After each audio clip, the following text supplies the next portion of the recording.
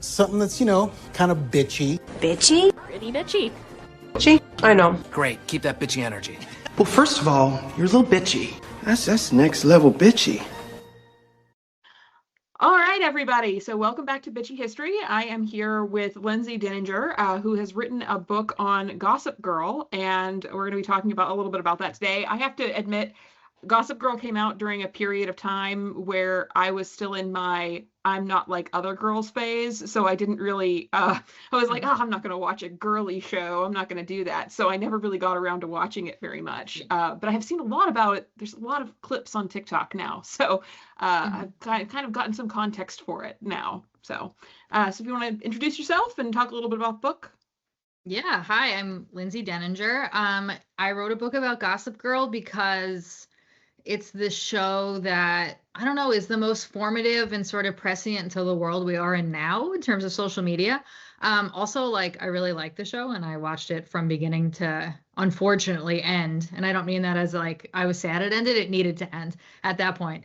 I watched every season, every episode, and, just fell in love with sort of the vibe and the drama. And then, you grow up and you look at these shows and you say, oh, that's like what it was like then, or how could we compare this to now? And, and stuff like that. So I decided to write a whole book about it. I did some interviews. I did a lot of digging, a lot of history about the show. And I look at a lot of what would we do today? How could it survive today? That sort of lens. Mm-hmm. I think that's really interesting. Anybody who listens to the podcast or reads my Substack knows that I love doing cultural analysis. So my first master's degree was in history, but I wrote it on Star Trek as a cultural artifact. So I feel I know exactly what you're coming from on that perspective of when something is written in such a specific time period, it becomes like a time capsule where you can kind of unpick what was going on in society from the things that they were talking about in the show.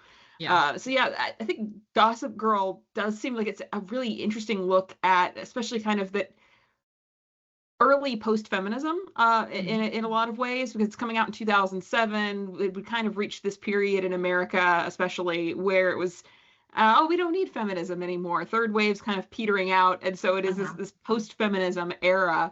So what can you kind of tell me what you think about that in the context of the feminist movement in America? Yeah, I, as a child of the 80s and late 80s, early 90s, and coming to my formative years in that sort of time, I could say that we still really did need feminism in 2007, for God's sakes.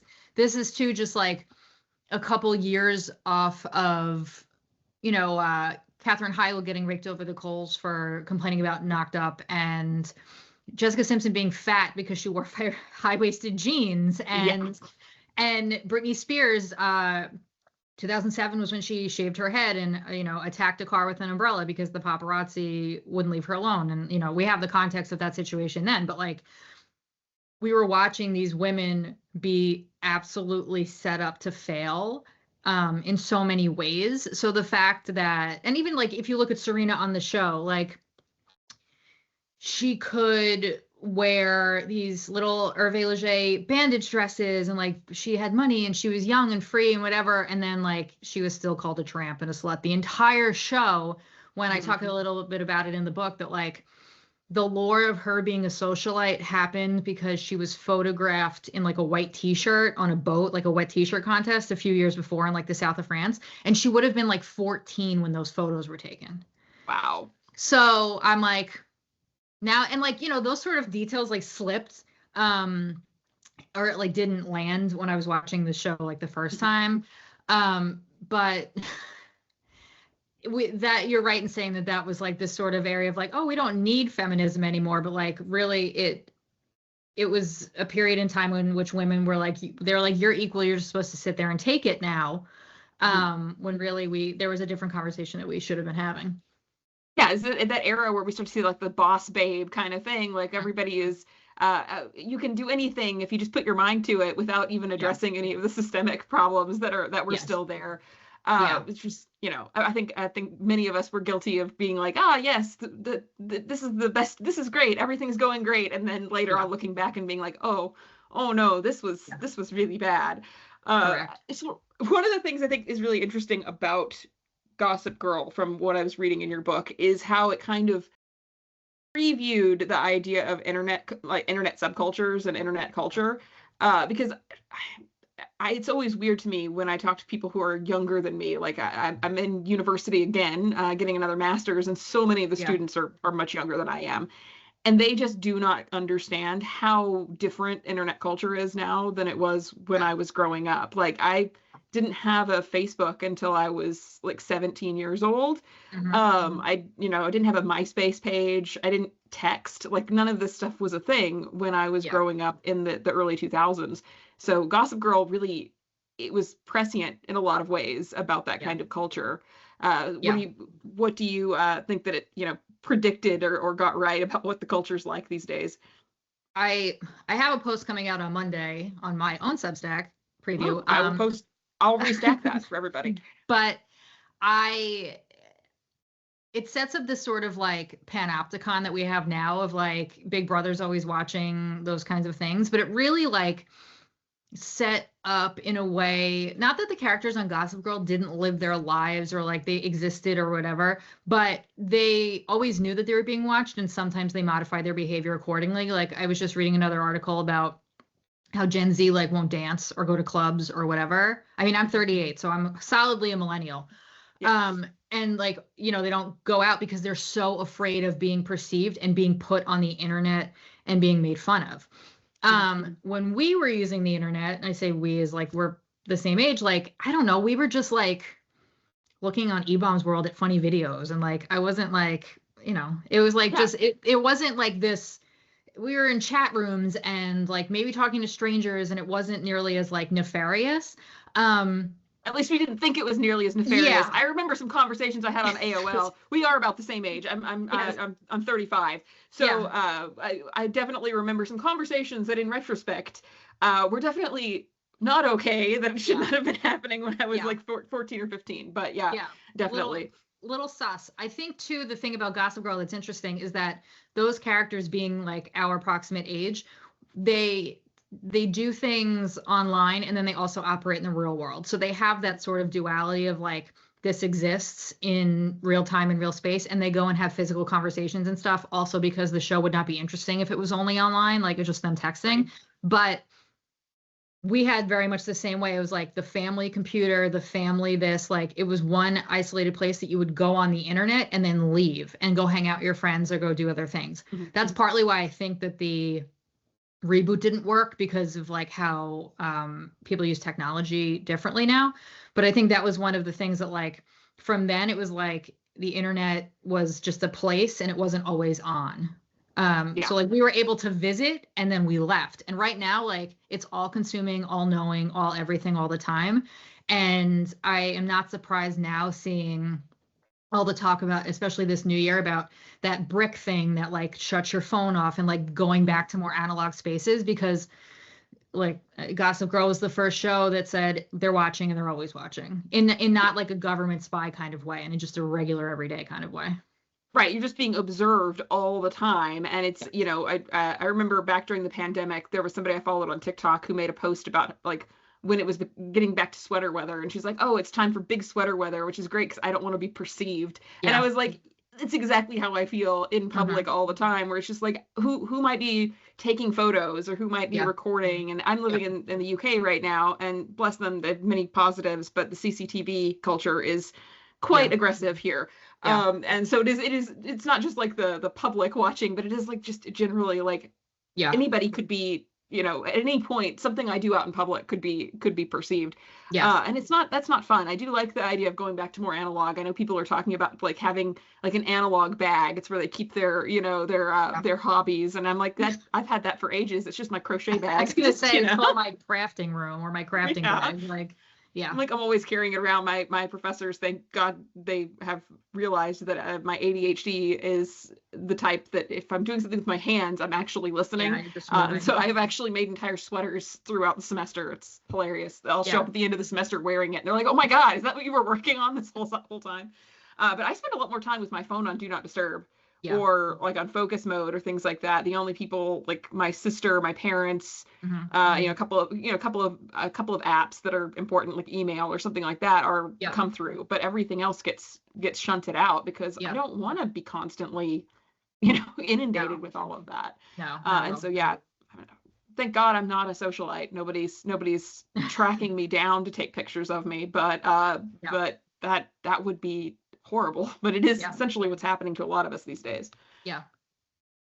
So I know that some of the criticism of the show, I kind of looked up some articles about it, was about how like all these girls are just these very out of touch, rich, kind Yeah. of elitist figures, and I just think that's really, really interesting, especially for the time period where the show was coming out. It started in 2007, and I very, very much remember the housing collapse. I lived in Arizona at the time, so it really, you know, took out the state.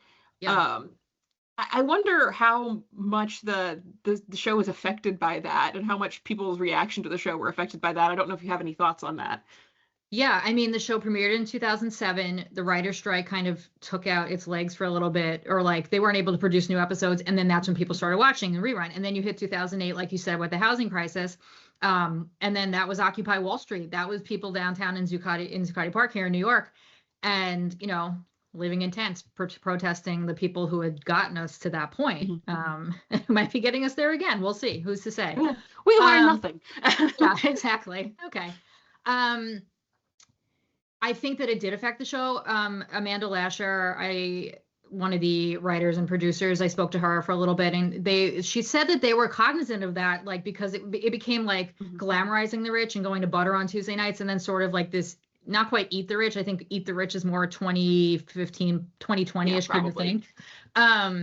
But there was a definitive thing where it became like they were aware of it, but I don't know that it like would change the storyline, because I guess if you were looking for it would become more escapism than anything else. Like I don't know if any of us were modeling our lives after Chuck Bass or anything like that. Like it wasn't going to happen.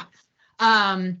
But they were aware of it in the writer's room, and you know, at the end of the day, it is still just fiction and still just a show. I don't think they were going to have like, I mean, they could have had Vanessa down there protesting and like sleeping in tents downtown, but she also loved the Upper East Side and spent plenty of time there, even though she hated it. So yeah, I think one of the things that I just think is very, very fascinating about it is some of the critiques I saw of the show when it was out, or things like that, where it was like they were talking about like, oh, poor little rich girl, like all these girls are having all these problems, but really, do they have problems, right? Yeah. And I'm sure that affected somewhat people watching it, and almost having, I don't know, kind of Schadenfreude, like, oh, they're all rich, but they're all being, you know, stalked and having all these problems, and so it's not always great to have money, kind of situation. Well, you mentioned Chuck Bass, so I'm gonna go. I want to talk a little bit about early Chuck 2000s sexual politics, and what was going on in the show for that. So I don't know too much about the relationships in the show, except for some of the clips I've seen on TikTok.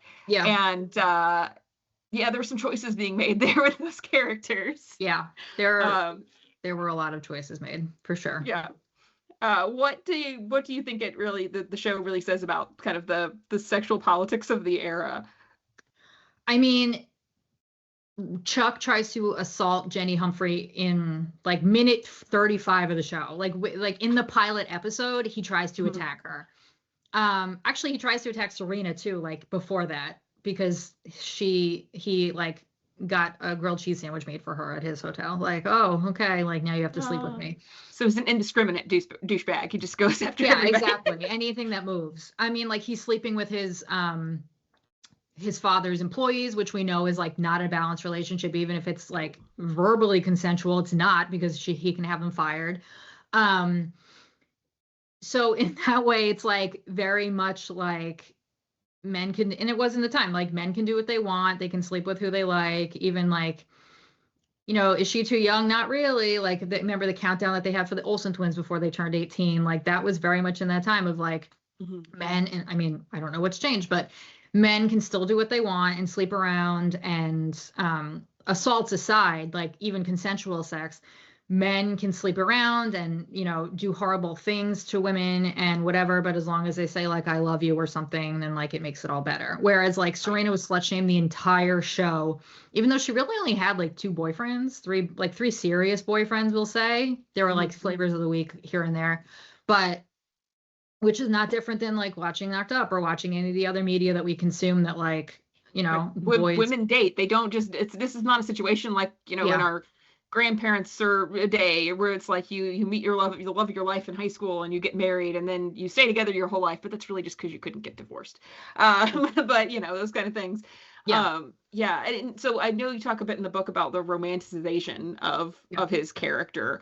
And I kind of want to talk about how that plays into issues that we're seeing today with, you know, toxic masculinity and, you know, the fact that I know that I have several friends who are teachers who are teaching like the middle school era of students, and they're noticing that kind of very toxic masculinity that's being very encouraged through the algorithm on social media. And do you feel like that kind of has fed in, it's kind of been the priming ground for this? Yeah, I mean, if we want to connect Chuck Bass to the manosphere, like I think we can do it. We can get there for sure. You know, he's one of the, as a character, he's takes what he wants, like non-consensual sex, and he abuses Blair emotionally and at one point physically throughout the entire show. And like the whole thing is pointed in like from the writer's room, and then from like if you go now there's like if you go deep in the Reddit, oh, he loves her, like they're meant to be together. I mean, like spoiler alert for anybody who hasn't seen the show that's 20 years old, but like they end up together at the end. They have a son, like everything. Like he literally sells her for his hotel, and then she's supposed to like just be happy with it and just go along with it. And then back then, like there's an episode where Chuck like punches a window and piece of glass cuts Blair. He doesn't hit Blair, but in the 4th season, I think. And Jonathan, like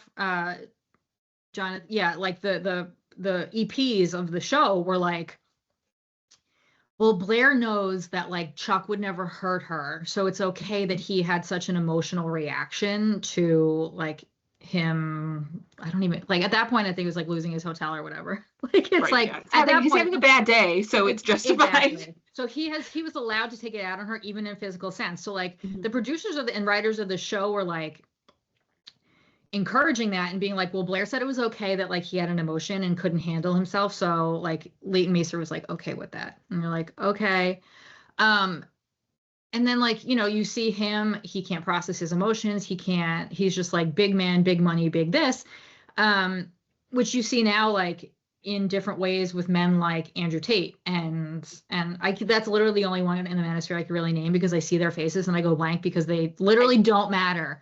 But I try not to like, I read enough about it, but I try not to like personalize them because I don't want to give them that attention. Exactly. Like I might be on a list now because I said the word Andrew Tate, but like, you know, they, again, take what they want. Women like should be always backing them up no matter what. They should be obedient. They should be these things. Like women should just be grateful. And a lot of the point I think that they made with Chuck and Blair is that she like could be grateful that they're together and they're soulmates. And like this sort of like emotional manipulation is normal in a relationship. And like, I think that, I think it's really a dangerous thing. I mean, I will say, at least in this case, they're talking about like people were kind of like justifying his anger and being like, well, okay, he had a bad thing happen, which is not it's, you know, cool motive, still murder kind of situation. But it does feed into that idea that now we have the manosphere where it's this idea that violence from men is not just something that can be justified, it's to be expected. Like that's just their right as men to do violence, regardless of whether they've had a bad day or they need therapy or whatever justification that they might have been giving in the early 2000s. And I think that's definitely a big part of that. I'm guilty of it myself. Like I'm very gay, but I was talking to a friend of mine the other day about my current hyperfixation is the pit. And we were talking about Noah Wiley's character, and like my friend Nico was like, he needs to get therapy, and I just sent a GIF that was, I can fix him, and I was just like, I and she's like, you have tragic taste in men. I'm like, yeah, it's a good thing I'm a lesbian. Like, it's tragic. Yeah. And I think why do I want to fix him? I don't know. Exactly. I think Dr. Robbie might even be in therapy and it's still not working. So like he needs like an entirely different kind of therapy, really, on that show. He needs the man needs to be on a psych hold. That's all I've got to say. Writers, put him in a psych hold. He can't leave the hospital at the end of the season. I swear to God. Exactly. No spoilers here for everybody who hasn't watched. Is not up to date on the pit, but like there are signs that we have to keep an eye out for right now. Therapy. But I kind of like that in that way that we're watching a show that is showing that kind of thing where the man falling apart and being violent and lashing out at people. They're not romanticizing that. I mean, I might be romanticizing it because I have a thing for Noah Wyle. I'm sorry. It's Noah Wyle.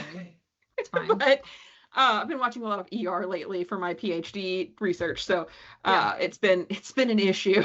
The man has aged well. That's all I'm saying. Yes. But it's an issue where you're watching the show and it's not being romanticized in that way, where it's like, this is not okay. This is a person who is falling apart and he is not doing well, and this needs to be addressed. And I like to see that because it's a much better way of handling it. And I don't think every show is doing that now, but it's a little less prevalent to romanticize it, I think, in some modern some of the shows that are coming out more recently, where we're talking a little bit more about the importance of therapy and the importance 100%. Of actually unpacking your issues instead of just taking them out on women because you can, right? 100%. Yeah. And that we didn't have the therapy language in the early 2000s for this, or like if we did, you were seen as like crazy because you went to therapy or whatever. So like Chuck was allowed to do what he wanted because that was just Chuck. And now like we have, and I mean, like, this is why I write these, like why we kind of examine this, because like this stuff doesn't fly, like, and it's like it's important. Exactly. It's important to consume media as it was and as it is now, and like through these lenses. And like you have shows like Shrinking, like Jason Segel's character, like he was a mess for the first season. I mean, he's still like in season, I guess this is 3 now, but like, he's still coping with the death of his wife, and like that kind of like you said, like we're talking about how people are fucked up and how they're trying to get unfucked up. Whereas just saying like Chuck is Chuck and this is how he treats Blair and it's fine and whatever. Like same thing with Ted Lasso, another big hyperfixation show of mine, which same thing, where it's like, yes, therapy doesn't just fix you. You have to keep doing the work. It's a big thing that you have to keep going back to. I complain constantly to my sister, and I'm like, why? What do you mean I have to keep going to therapy? I thought they could just fix me in one session. Like, exactly. Like, I don't want to do that. That seems like a lot of work. And my sister's just like, you need to stop it. But it is, we're seeing that more, a much healthier take on therapy. And it's true. When I was growing up, the idea of going to therapy was like, oh, you tried to kill yourself, right? You're trying. That's why you're going to therapy. Exactly. You go on your little a psych hold and you deal with your problems, and then you get out and you get back to life. Very much the way it was dealt with. And 100%. Now therapy is, I was telling someone the other day, I'm like, therapy is before you crash out. That's what you should be doing it like consistently before you have these problems. And so I'm very happy to see that's, we've gotten off topic, but but I'm happy to see that's a thing. That we're starting to address that more, instead of just taking it at face value that characters like this are acceptable in society. And like we, like in the early 2000s, we didn't have these. So like we have this toxic masculinity, we have this manosphere, we have this like right-wing pipeline of like this algorithm that is entrapping young men today. And so we have that, but we have, and like it's funny that we're talking about Ted Lasso and Shrinking, and then I want to add the new Scrubs reboot if you haven't seen it yet. If you haven't watched it yet, Turk in the first episode is talking about his mental health too as a physician. And those 3 shows are Bill Lawrence shows. Bill Lawrence is doing the work when it comes to like that sort of language and therapy, and that like he was good in the Scrubs, the first iteration of it too, for that kind of thing. But like we have men like him who are doing that work to sort of destigmatize mental health and show men who are struggling and who are getting help. And then you have this manosphere. So like at least there's like options for people to consume things that will help them. In 2007, like you had Chuck Bass and like there was nothing. There was no concept of like you said, going back to like the Britney Spears thing, right? Britney Spears has a giant crash out for very valid reasons. going back, like, once in hindsight is 2020, like, we Yeah. now know what was going on and all of the things that were happening in her life. Yep. But it was seen as she's crazy, Yep. and not in a way that's like, oh, she needs help. It was just in a let's point and laugh at her Yeah. kind of her up situation. And and so, confirm yeah, her. like, we didn't have that language at all for that. No. So this kind of leads me into talking about also just the way that this show and kind of how we deal with teen girls today. I don't think it's changed that much, or honestly, No. since the early 2000s. Yeah. Unfortunately, we're still dealing with a lot of the, you know, the idea that women's television, girls' television is kind of, you know, again, I said I was in the cool girl phase. I'm not like other girls. I'm Yeah. not going to watch this. Yeah. So I definitely had that period of time. Yep. So what do you think is important about shows like Gossip Girl, or shows that are being made for young girls today, and how they are portraying being a young woman? I don't know if there's any, I mean, it's not like I don't consume a lot of media. Obviously, I'm watching TV all the time. I don't know if we've cracked the code on it. Like, I feel like the stuff that gets the most play is like the most controversial stuff, obviously. Like, I think that you have, like, if you have Euphoria, like I say, the Gossip Girl walks, so Euphoria could run, obviously, in like a paid cable, like very intense kind of way. Yeah. Because that, I don't even, like, I knew I couldn't watch that show. I still have stayed I away can't watch it largely because from it's about very young people, and it makes me feel, I'm like, I can't watch a show about high school students and they're like sexploits. I can't do that. That's weird. Yeah. I'm way too old for this. It's like too grown, and like, I think that, like, if that's the example, like, that's probably the, like, salacious example, and like I don't know that that one's right. I think shows like Never Have I Ever, that was the Minnie Kaling show, right, do a much better job with like the struggles of being a teen girl. But I still think that, like, we're still painting girls as tramps, and we're still like it. I don't know that anybody's really like cracked in. People like Pen 15, that was more of a comedy, like, but I don't really know that we're cracking into like exactly what it's like to be a teenage girl in very many ways, because I still think that we have, like, we still look at teenage girls as women, not children. Like, you want to talk about the Epstein files, like, Exactly. like, Yeah. they're all saying that those are young women, not those. These are still children. If you're under 18, you're still a child. So, like, they're like, women on TV and women in the world are not allowed to have these sorts of moments where they grow and learn and whatever else. And like, it gets like men's exploits or boys' exploits are follies and like mistakes, and they grow from it. And Brock Turner like doesn't get sentenced to jail, and like all these other things. And I don't know that like we have perfect examples on TV right now either. Like, I just think like it's an ever evolving thing, and we can push to do better. And then with this manosphere thing, we get sucked back into this sort of like shitty media for women, and then we push and we pull in it, and like, it kind of goes back and forth. But I don't know a show 100% right off the top of my head right now that like is doing a perfect job.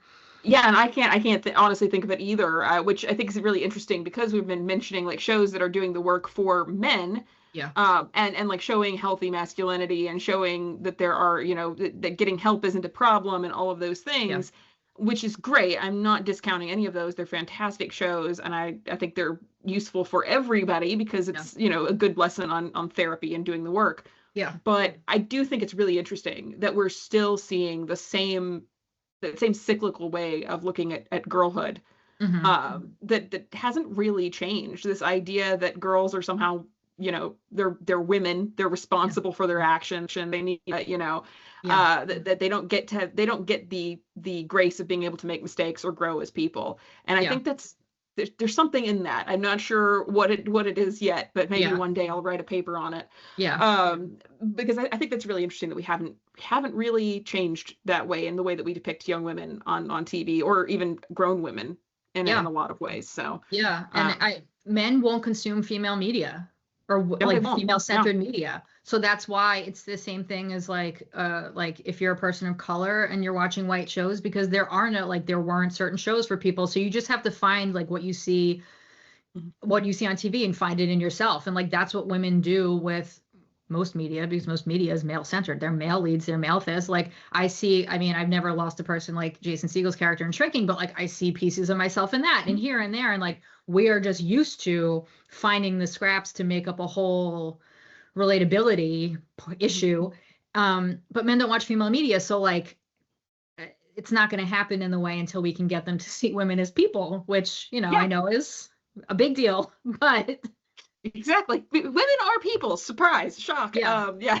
I Yeah. do like it. I've been on threads a lot with the Pit fandom, and one person who posted the other day, it said something like, you guys all want complex, you keep saying you want complex female characters, but you can't even handle Dr. Santos. And I'm like, yeah, we need to talk about that, because you do not want self-actualized, like, people, women with complex problems working through them. You want perfection from them. Yeah. And you're not willing to give them the same amount of, like, leeway to work through their shit as a male character is given. Yeah. So, Yep. So I know that the show still has a lot of people in its kind of, you know, in its grasp. It was incredibly popular when it was on. It's still syndicated. It's still popular. Obviously, you've got a book about it, right? So there's clearly interest in it. Yeah. Why do you think people are still so obsessed with the show? Millennials, well, just from a bracket range, millennials love nostalgia. So I feel like, you know, these shows are comfort shows. I watch the OC all the time. I watch Gilmore Girls all the time. I watch Gossip Girl all the time, because it stops me from thinking about the tire fire out there. So like, that's what I put on. I know how it ends. It's like, I know it's like a nervous system thing. Yeah. But I like to watch it. I like to relive it. From what I hear about people who are younger and discovering the show, and they weren't even really alive when the show was on.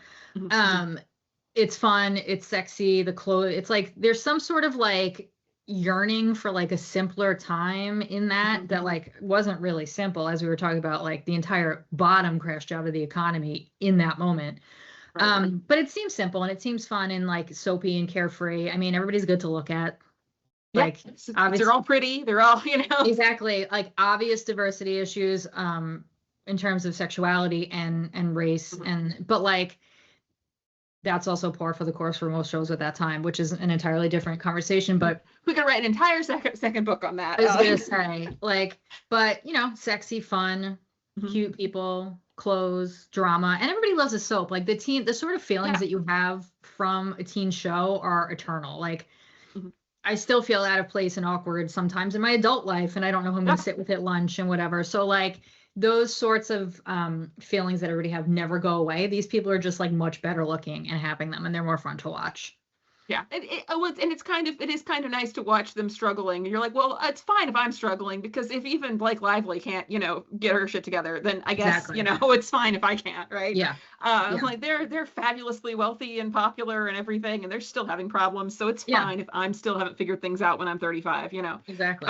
That kind of situation. So I think that is very true. I do love my nostalgia shows. It is very much a nervous system thing. Yep. I am not enjoying. For the first time, I'm remembering how stressful it is to watch a show that's coming out week to week, and I don't know what's going to happen next, and I'm just like having a heart palpitations constantly. I go back to rewatching Alias constantly, because that's been my comfort show, which is a weird comfort show to have, I admit. Let's watch, you know, let's randomly watch bad wigs and spy hijinks. That's what I do. I mean, I watch Scandal a lot, so like it's the same thing. Like it's for sure. Yeah, I get it. Those are great shows. Yeah, such good writing in these shows too. Like I enjoy the characters. It's not even the plot lines necessarily that I always enjoy in the show. Sometimes it's just like there's like one or two characters, and you're like, I just love the way that they deal with things. Yeah, and it's so much fun. Scandal's like that for me, where it's like the plots. I'm not worried about the plots. The plots might not make sense all the time, but the rest of it, you know, I've got some tragic attraction to characters in the shows too. So want to let people know where to get your book? My book, it's called You Know You Love Me, How Gossip Girl Changed Pop Culture as We Know It, which is important for everyone to know. It's available wherever books are sold. If you still shop at Amazon, bookshop.org, Barnes & Noble, basically anywhere. A lot of local bookstores are selling it now. I'm hearing a lot of small independents are stocking it. So wherever you'd like to get it, it's available on ebook, audiobook, if that's your vibe, if you want to listen to it. And it's a fun deep dive for sort of what the show means to people and what it means to the culture at large. Yeah, and it was really interesting, even for me, who had not, like, I don't have the context of having watched the show. I was really interested in it. Now I'm kind of like, okay, when am I going to take the time to actually, like, you know, pull this up and start watching it? Possibly, we'll see. I've got so many. I've got so many things. I have 15 seasons of ER to get through for my PhD, so it's a lot. I made very foolish decisions on what my PhD topic was. I know. And that's a 24 episode regular basic 1990s cable season. That's not 10 episodes of Ted Lasso every 4 years. Exactly. I can handle that. That's fine. This is like, oh no, I'm just gonna have to like pop it up and like run it 2 times speed and try to get through all the episodes because it's too much to get through. Yep. But it'll be fun regardless. All right, yes. And here at Bitchy History, we do encourage buying from local bookstores if you have the option. However you get the book is fine. But, you know, if you have the option to buy it local, please do. Yes. And a question that people do ask is, does it matter how much royalties I get based on where you buy it? It does not. Oh. A bought book is a bought book. So wherever, like you just said, if you're comfortable, and it will be released in the UK this summer. I'm looking at the date right now. It'll be available in the UK as well if your listeners are there too, because that's where you're sitting. Yeah. Where that releases, I think, next month. I have to do the date. Excellent. So. I'll keep in mind and post a link when it's up and let people know. So before we close off, I asked you lots and lots of questions. Is there anything about the book that you want to talk about that you didn't have a chance to say about the book or the research or the process of writing it? Anything? Yeah. Well, we were just saying it's really hard to watch every episode of a show back to back like that. I will say that. It is. No, it was a lot of fun to write. I think it's really interesting. And like, you know, sometimes people are like, oh, well, you love this show. And then you tear it to shreds in certain parts. And then but like, I think that's what you can do with things you love and places you love and people you love. Like that's sort of like, I respect it enough to be able to critique it. And that's what some of this is here. I had a lot of fun writing it. It was fun to talk to some of the cast members and also to put my own spin on like where I think the characters would be now and that kind of thing. So if you, there's a little bit about the history of TV in there, if you want to learn a little bit more about that. So if that's your speed, you should definitely pick it up. For sure. I am going to put some links up when I post the episode so everybody will be able to access it easy and get that. And of course, let me know if there's any like social media if you want me to link up when we're done as well. So all right. Thank you so much for coming to talk to me about this. I think it's a really fun book. And I'm not just saying that because I'm also writing a book on pop culture and media. I'm not just saying that, but you know. Yeah, a little self-serving, but I love writing about pop culture. That's just what I do. Too. So all these books are fun. What am I going to write about? Something more? I mean, this is serious. Pop culture, like I know. People don't respect female-centered media, but also they don't really respect popular media. Like it's popular for a reason. It matters for a reason. So let's just talk about it. It's the reason that I'm working on talking about medical dramas for my PhD, which is because it is what we consume, and those things they shape parts of our brain of how we deal with things, how we accept things, how we believe in society. So I think it's incredibly important. So absolutely, great job, love the book, and I hope everybody buys a copy of it. Me too, please. Thank you. Please buy. History. History. History. History. History. What a bitch, right?